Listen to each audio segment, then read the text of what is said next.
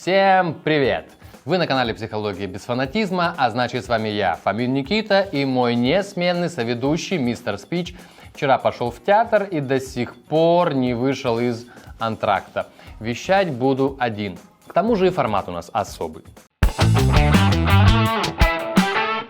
Мотивирующие истории. Название. Мужик сказал, мужик сделал.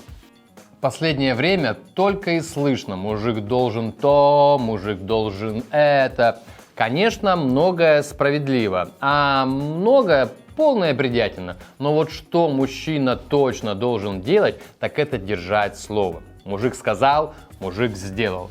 Мужик — это гарант, его слово бетон 999 пробы. Для наглядности примера снова препарирую свою биографию и извлекаю из нее подходящий кейс. Напоминаю название истории: мужик сказал, мужик сделал. Сломал я как-то ногу, потом гипс сняли, но все равно прихрамывал еще, и нога быстро уставала при ходьбе. От школы пришлось воздержаться, но примерно через неделю мне жутко надоело безделье, и я начал маяться. А родители, чтоб я с ума не сходил, отвезли меня на пару дней к бабушке с дедом. Там все клево пошло. С дедом играли в карты, в лото, ночью украдкой от бабушки смотрели особенные фильмы на РЕН-ТВ. Бабушка готовила мои любимые блюда. Короче, сервис был круче, чем в турецком отеле. Но тут деду надоел этот график. Устал с внучком возиться. Он и говорит бабушке, типа: «Витька звонил, на день рождения в гараж звал. Решил сильно не праздновать, поэтому позвал одних мужиков, без баб». Бабушка как завопит: «Нет, нажретесь там как обычно, тем более без жен. Потом придется 4 остановки за тобой в этот гараж переться. А я старая уже, у меня радикулит». Дед свое гнет. «Ну как это я Витьку не поздравлю? Святое! Мы же с ним в один день партбилет получали. Отпусти, Ленина молю, отпусти, иначе мужики не поймут». Бабушка свое: «Нажретесь там как черти без жен. Или опять лампочку проглотишь, или снова в одном ботинке домой придешь». Дед: «Да ничего мы не нажремся. О, а я внучка с собой возьму».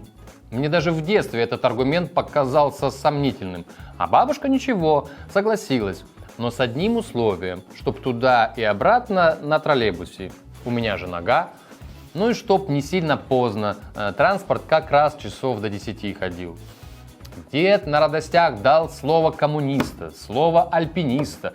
Скрепил устный договор крепким рукопожатием. Поцеловал отмахивающуюся бабушку прямо в лоб и сказал, что хрупкий груз будет доставлен туда и обратно в наилучшем виде.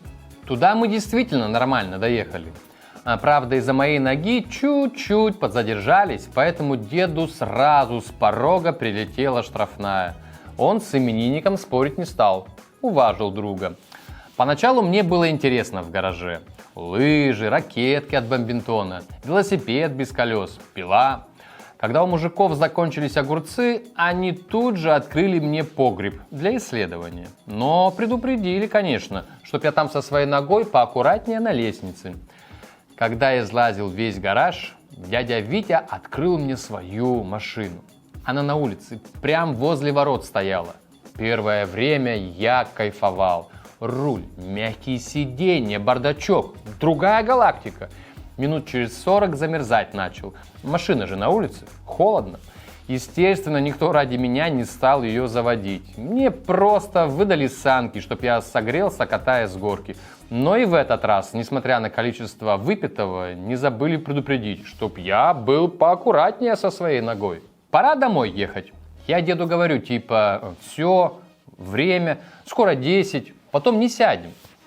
Не-не-не, внучок, посидим еще чуть-чуть. Если что, машину с руки поймаем. А завтра я тебе пистолет куплю. Думаю, ну ладно, нормальный расклад. Я пойду еще велосипед без колес поразглядываю. Полчаса сидим, час сидим. Я уже с ног валюсь от усталости. Хвала небесам, в районе 12 мы оказались на остановке. Естественно, транспорт уже не ходил, даже легковой. Ранние 90-е, совсем другой трафик. К тому же в регионе. А что делать-то? У меня нога, на улице холодно, На деда надежды нет, по-хорошему это его домой тащить надо. Но вдруг сквозь пургу пробивается слабый лучик света. К нам приближается снегоуборочная машина. Дед, несмотря на состояние, мгновенно сориентировался, достал купюру из кармана и произнес свои легендарные: «Не бзди, внучок, сейчас на щетке домой доедем». Вывод. Мужик сказал, мужик сделал. И неважно, как складывались обстоятельства. Все, ребят, чао. Это была «Психология без фанатизма». Залетайте еще, мы вас ждем. А пока подписывайтесь и пальцы вверх.